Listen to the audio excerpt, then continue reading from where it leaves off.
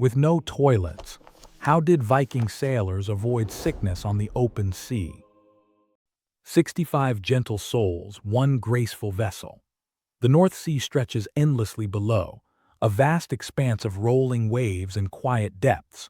The air carries the soft scent of salt and distant shores. For many peaceful weeks, these travelers share their journey side by side, resting and moving together in the gentle rhythm of the sea. And somehow, in ways that would seem impossible, this crew found harmony with the waters around them, staying well and whole through conditions that might have troubled others. Let us settle into this story of ancient wisdom, of how these northern sailors discovered gentle ways to live upon the endless ocean.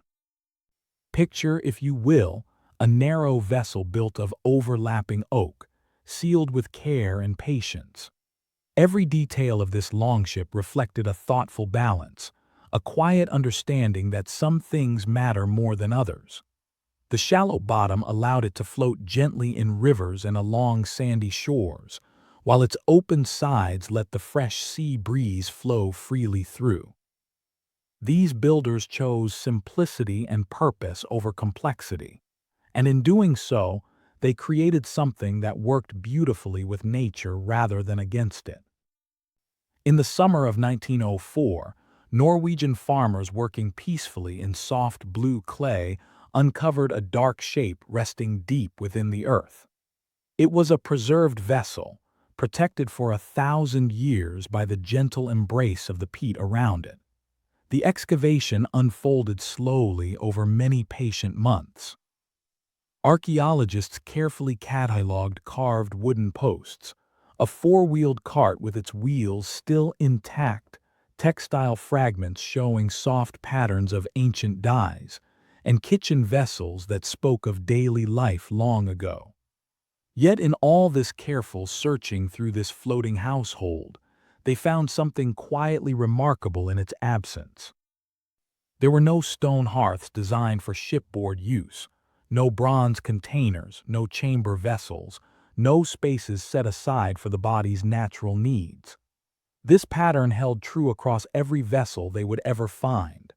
The builders had chosen, with peaceful intention, to design their ships without any permanent facilities for waste.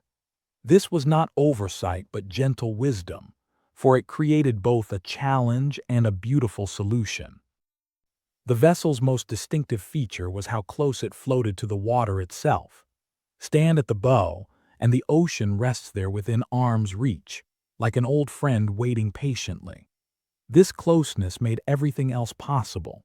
Anything that needed to leave the ship simply returned to the sea, dispersing instantly into the vast, cleansing waters.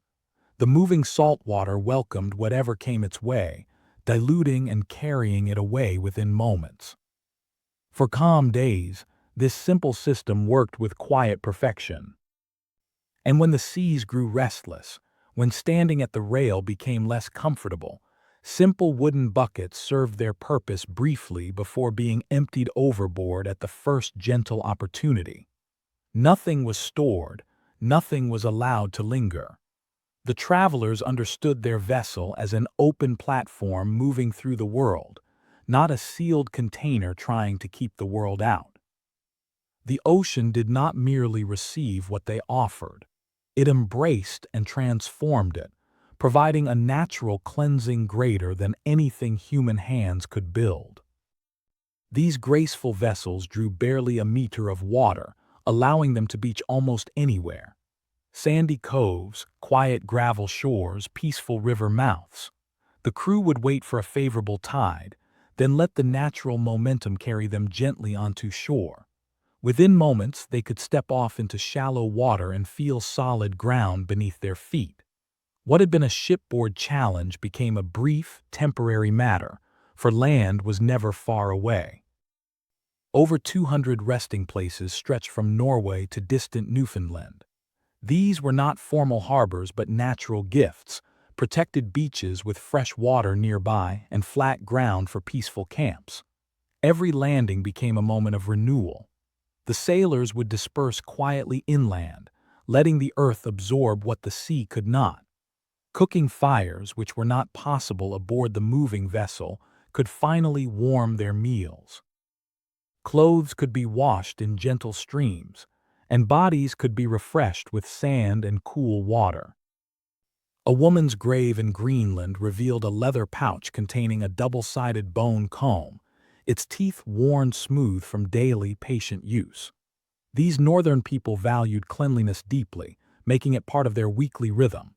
Every seventh day they bathed, a practice so consistent that it gave Saturday its ancient name. During voyages, this meant scrubbing with cold seawater and sand whenever they reached shore. Daily combing removed tiny creatures before they could cause harm. These practices became quiet shields of protection, maintained not by rules but by shared understanding and gentle social custom. Their provisions carried hidden wisdom as well. Fresh water spoils in wooden containers, becoming unsafe within weeks. But weak beer and fermented milk lasted far longer, and the process of making them required heating, which unknowingly cleansed away invisible dangers. The sailors chose these drinks for their lasting qualities and pleasant taste, never knowing they were also choosing safety. Every barrel of weak beer brought aboard represented something precious, liquids that would not turn against those who drank them. The vessel itself offered another quiet gift. Those overlapping planks were never completely sealed, and seawater constantly seeped through tiny gaps. The crew spent patient hours scooping this water back to the sea with wooden bailers. But this constant flow meant that anything that fell into the bottom of the boat, any small bits of food or accidental spillage, was quickly mixed with salt water and removed. No stagnant pools could form, no places where trouble might quietly grow. No single element explains how these ancient sailors thrived. Their wisdom came from weaving three approaches together, until they strengthened each other like threads in a warm blanket. The ship's simple design prevented problems before they could begin. Daily habits of grooming and weekly bathing created gentle barriers against illness, and careful travel patterns ensured the vessel never became a closed, unchanging space for too long. When the ship's design reached its natural limits during storms that made the rail unsafe, personal habits took over.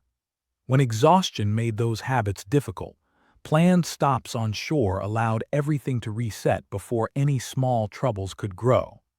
And when neither design nor discipline could prevent spoilage, the careful choice of fermented provisions meant the risk had already been peacefully avoided.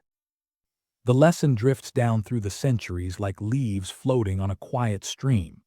Sometimes the wisest solution is not to solve a problem directly, but to arrange things so gently that the problem never quite arrives. Buildings may crumble, machines may falter, but a system built into daily rhythms and travel patterns has no single point of failure. It bends softly under pressure rather than breaking, keeping everyone safe when other approaches might have struggled. They reached Iceland in 874, Greenland by 985, and the shores of North America around the year 1000. Their voyages succeeded not despite their vessel's simple openness but because of it. An open deck left them exposed to wind and spray, but it also kept the air fresh and moving. A hull that leaked meant hours of gentle bailing, yet it kept everything flushed and clean. Stopping often on shore slowed their progress, but it removed the need to solve problems that never had the chance to build. The lesson drifts down through the centuries like leaves floating on a quiet stream. Sometimes the wisest solution is not to solve a problem directly, but to arrange things so gently that the problem never quite arrives. Buildings may crumble, machines may falter, but a system built into daily rhythms and travel patterns has no single point of failure. It bends softly under pressure rather than breaking, keeping everyone safe when other approaches might have struggled. 5 centuries before others would follow, these peaceful sailors stood on distant beaches, capable and ready to explore further. They had quietly mastered an ancient truth that we might carry with us into our own restful dreams tonight. The gentlest approach to any challenge is often one that never lets difficulty gather in the first place. And with that soothing thought, we can let our minds drift peacefully, like a longship gliding softly across calm waters toward the welcoming shores of sleep.